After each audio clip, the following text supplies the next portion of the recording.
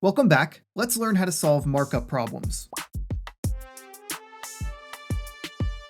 Alright, so another application of solving basic equations in algebra can be found in problems related to how businesses price their products. For example, consider a business that sells pencils. In order to make those pencils or to stock them in the store, the business has to pay a certain cost. They have to invest some money into the product or into the pencils. So for this example, let's just say that one pencil costs the business $5 to make. That's pretty expensive, but let's just say that that is the cost of a pencil for the business. But then when they go and sell the pencil, they're not going to price it at the same amount that it costs them to make it or to stock it, right? They're not going to invest $5 into a pencil to then just sell it for $5 and make no profit. The business wants to make money when they sell products, so they're going to sell the pencils for a higher price. And so for this example, let's say that the business sells the pencils for $7. All right, so that $7 is what we would call the selling price of the pencil. It is the price at which the business sells a product to customers.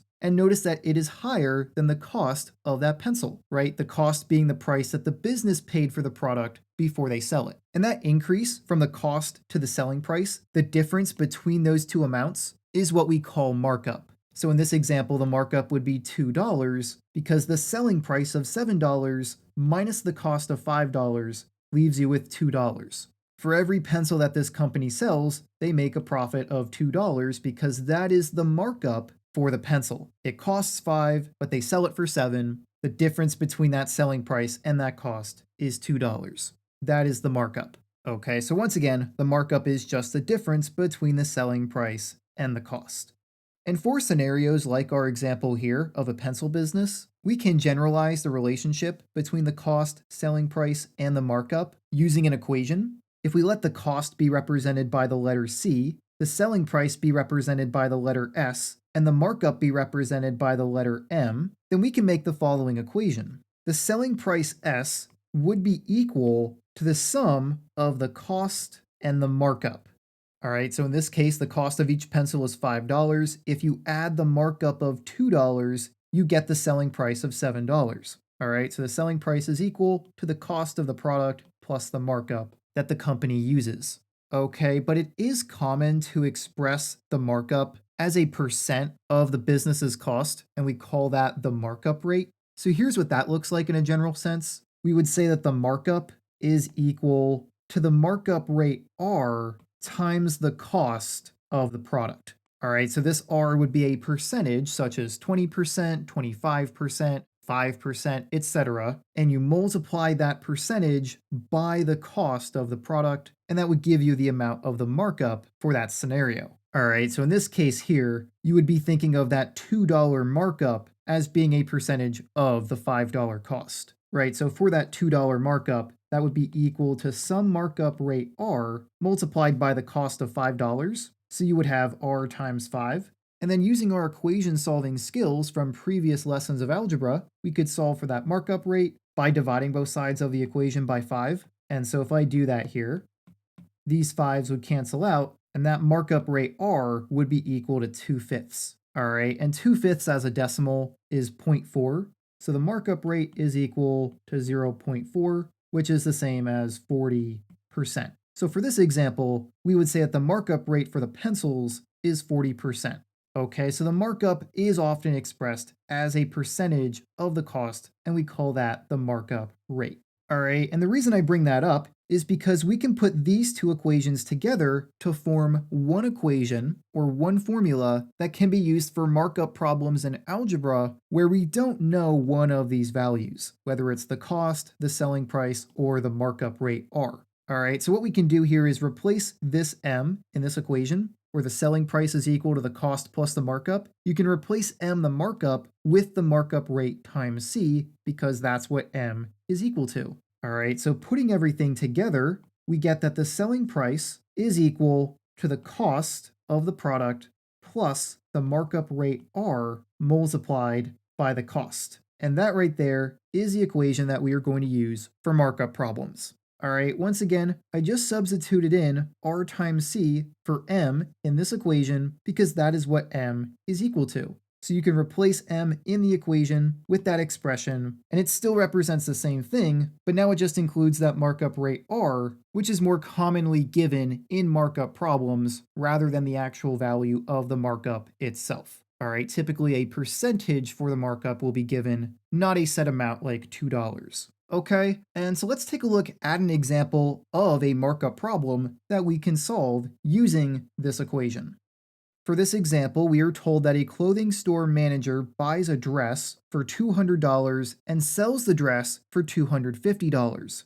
Find the markup rate. Okay, so for this problem, we can solve it using that equation that we just found, which looks like this. Remember that the selling price S is equal to the cost plus the markup rate times the cost. All right, and so what values in this equation are we given in this problem? Well, it says that the store manager buys a dress for $200 and then sells it. So that $200 is the initial investment. That is the cost for the store manager. So we know that C, the cost, is equal to 200. But then we also know the selling price because it says that the store manager sells the dress for $250. All right, he increases the price by $50. That $50 would be the markup, but the selling price S is equal to $250. That is what we have been given in this problem. And then what we want to find is the markup rate, which is the only thing in this equation that we do not know, right? R is the markup rate. We don't know what it is, but we do know what C and S are. So we can plug those values into this equation and then solve for the unknown value, specifically the markup rate. Okay, so let's set it up. We're going to have S is equal, so we'll have 250 is equal to the cost of 200 plus R times the cost, so you'll have R times 200. All right, so let's write that in here. We have 200 plus the markup rate R times 200. All right, and so now we have an equation that we are familiar with solving. We have learned how to solve basic equations like this earlier in algebra. We have one unknown value or variable in this equation that we want to solve for. In this case, that is R. So what we want to do is isolate that variable term or get it by itself. And the first thing that we can do to do that is get rid of this constant term of 200. We can subtract 200 from both sides of the equation. So let's do that here. If we subtract 200 from both sides, 250 minus 200 is 50. So we get 50 is equal to 0, right? 200 minus 200 is 0, plus R times 200, which I'll just rewrite as 200 times R, right? That is the same thing as R times 200. The order of multiplication does not matter, so I can rewrite this as 200 times R, and that is true. Now, all we have left to do to solve for R, the markup rate, is divide both sides of the equation by that coefficient of 200. Doing so will get rid of that coefficient, and we will have solved for R. R will be isolated, and we'll have the markup rate for this problem. All right, so if we divide both sides by 200, those 200s will cancel out, and what we'll get here is 50 divided by 200 is equal to R. But we can simplify this fraction. Both 50 and 200 have a common factor of 50. We can divide 50 by 50 and get 1, and then 200 divided by 50 is 4. So we get 1/4 is equal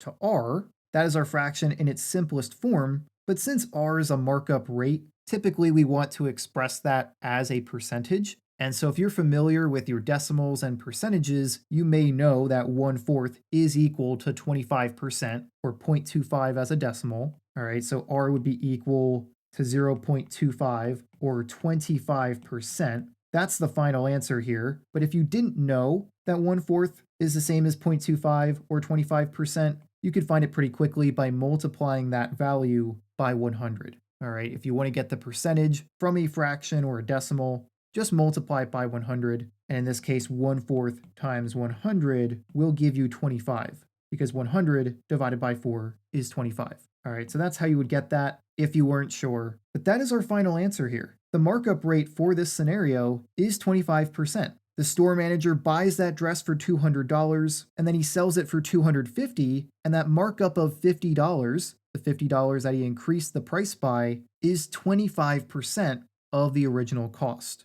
Okay, let's take a look at one more example for this video. Hey there, real quick, before we get to the next part of this lesson, if you find my tutorial videos here at JK Math to be helpful, then I'd like to invite you to join my membership site, JK Math Plus, where you get access to many perks, including bonus content and my exclusive community. The bonus content includes dark mode versions of my videos, extra example problems, and more, while the community is a private space online where you can post questions, have discussions, and study together with me and other members. To learn how to join and see a full list of everything you get access to as a member, you can head over to jkmathematics.com/plus. I'll have a link for that in the description of this video. So if you are interested in becoming a member, feel free to check that out. It's a great way to support me and the tutorials I make, as well as a great way for you to learn math better. But for now, let's get back to the lesson.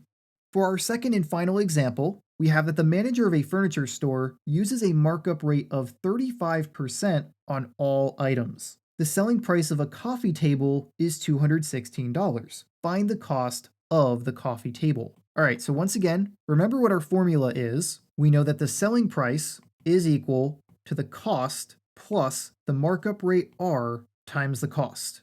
All right, and so let's identify which of these values we know in this scenario. And for one thing, the problem tells us that the manager uses a markup rate of 35% on all items. So that's the markup rate R. All right, so here's what we're given.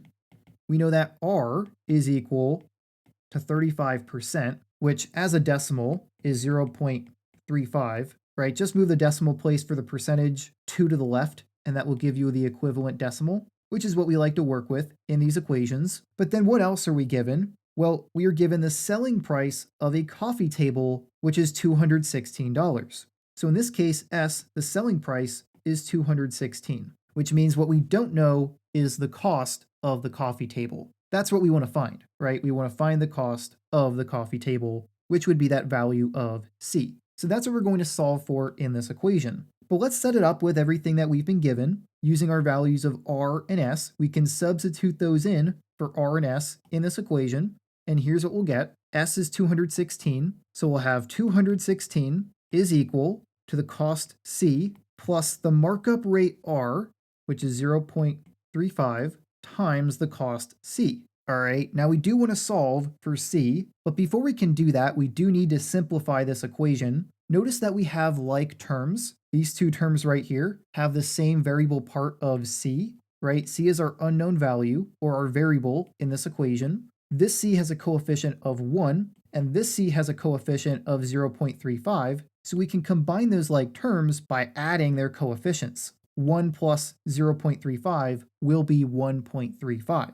All right, so we get 216 is equal to 1.35 times that variable C. All right, we just combined the coefficients of those two terms to combine them into one variable term. And now we can easily solve for C by dividing both sides by that coefficient. And that will get C by itself, and we'll have the value of the cost for the coffee table. All right, so let's divide both sides by 1.35.